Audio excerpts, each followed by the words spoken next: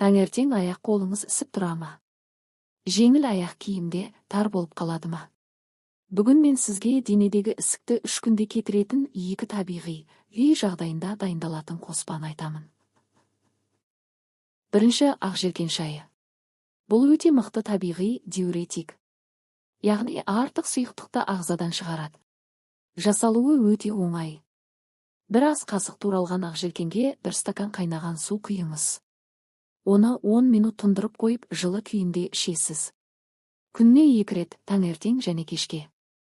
Нәтижесі ісік азаяды, дене жеңілдейді. Екінші, лимон мен қияр суы. Бұл қоспа ағзаны тазартады, қабынуды азайтады. 1 литр суға 1 қияр мен жарты лимонды жұқалап турап салыңыз. Қаласаңыз, жалғыз қоссаңыз болады, дәмі де, пайдасы да артады. Бұл суды күн бойы ішіңіз. 3 күнде нәтижесін байқайсыз, ісіктер кетіп өзіңізді жеңіл сезінесіз. Бұл 2 қоспа менің сенімді көмекшілерім. Сіз де байқап көріңіз. Нәтижесімен бөлісуді ұмытпаңыз. Келесі видеода шипалы кеңестермен қайта жүздесеміз.